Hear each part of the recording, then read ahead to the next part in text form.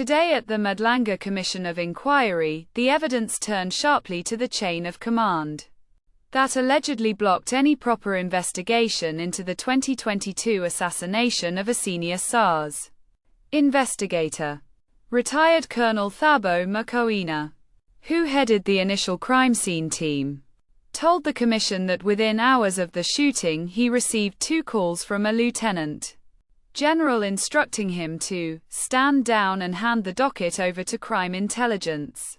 Mokoena said the instruction came before any forensic work was complete and before the family had even been notified. He described the order as unusual but not surprising, given the political heat around the deceased.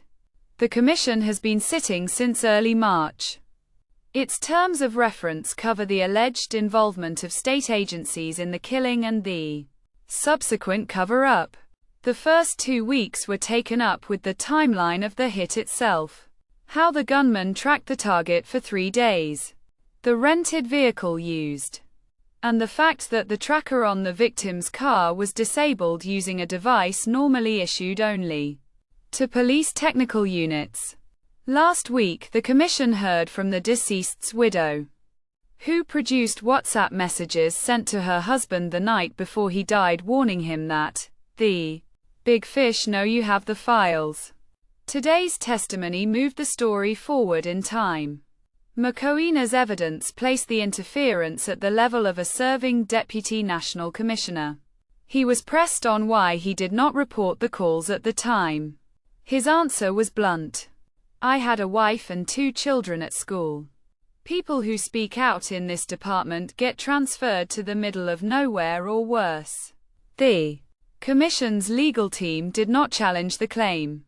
Instead, they produced internal police correspondence showing Mokoena was indeed moved to a desk job in Limpopo within 6 weeks of the murder.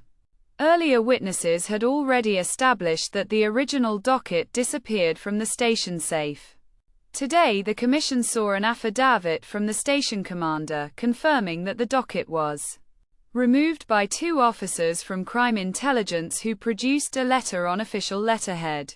The letter, dated 2 days after the shooting, carried the signature of the same lieutenant general named by Mokoena. The commission will call that general next week. What is emerging is a pattern rather than a single rogue act. The commission has now heard that 3 different dockets linked to the same SARS investigation team were either lost or marked, finalized without arrest, between 2021 and 2023.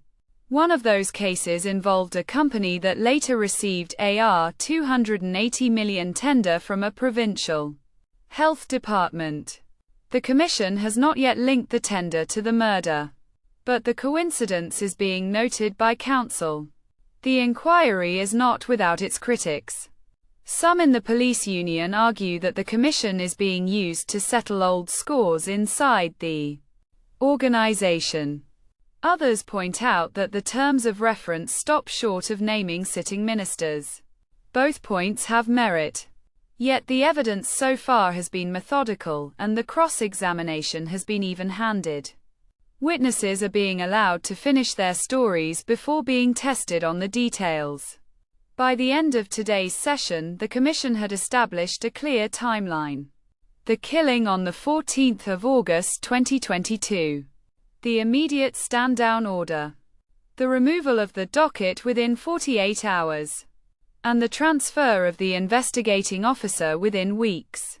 The next phase will test whether that chain leads to anyone who still holds operational power. The commission resumes on Tuesday with the Lieutenant General due to appear under subpoena.